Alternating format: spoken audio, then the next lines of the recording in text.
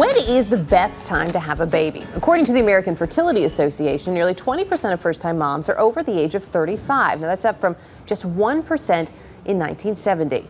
More women are waiting to start a family. Is it, though, the best decision? Well, it all depends on who you ask. Joining us from Forbes Woman is Jenna Goudreau, and from thebump.com, Carly Roney. Along with us as well, a panel of 5 moms who each gave birth at different stages in their lives. Good to have all of you with us this morning. And it's true, no matter who you ask, you're going to get, like anything, a different opinion on something. But this was a really interesting survey that you guys teamed up to do.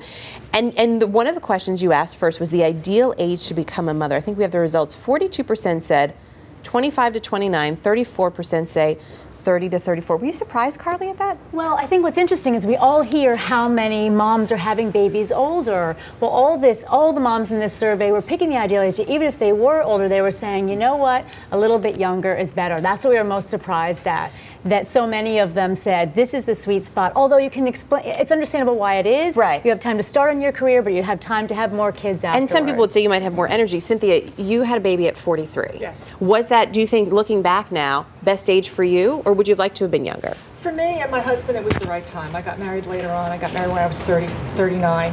And, you know, my career was established. I traveled, my husband traveled, and we wound up just, you know, gelling.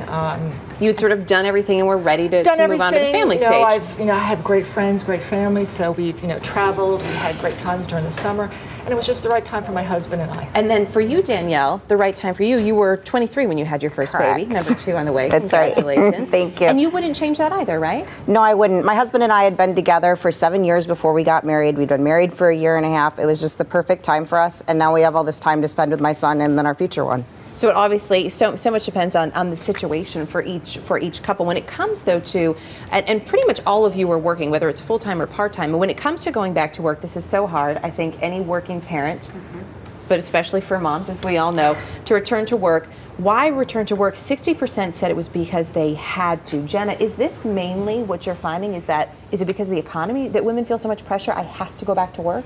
That's part of it. What we know is that women's earnings are crucial to the family income now. In the recession, men lost more jobs than women, and women are now half of the workforce. So they're contributing at least 1/3 to the family income, and often more. So it makes sense that they'd want to wait and make sure that their jobs are secure before having a baby. Shella, when it came to you returning to work, you have a unique experience on this one.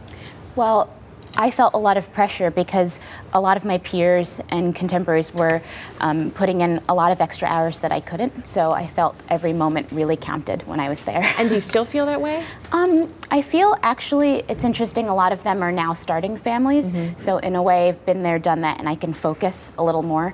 But it's still a challenge to put in as much time. And you were young when you had you were 24, so you were just starting your career too. Right. We should point that out. Well, it's funny that in New York City, 24 is really, really young. Yes, but it's maybe normal. Especially for a baby. It's true. But yeah, but it's such an interesting perspective too, because it does change with the age. 62% of women say that having a baby negatively impacted their career. I find that sad.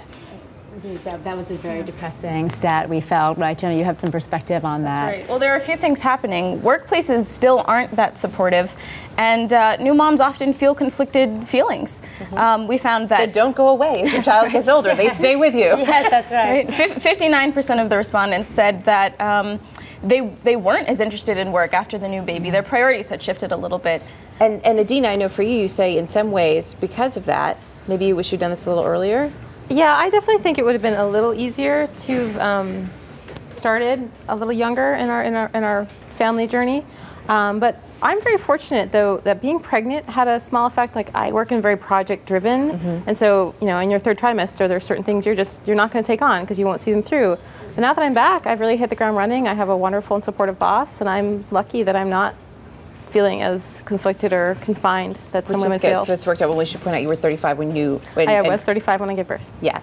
And lastly, the feelings about returning to work. I think this is something everybody can relate to. 16% said they felt guilty. 15% said they felt overwhelmed. 12% said sad. I'd say probably everybody felt all of those things all at once. Yes. Robin, what was it like for you when you returned to work? Mostly overwhelmed. Working for my family business, so I do have a luxury of bringing my son to the office with me because it's my parents, my brother, we're all there.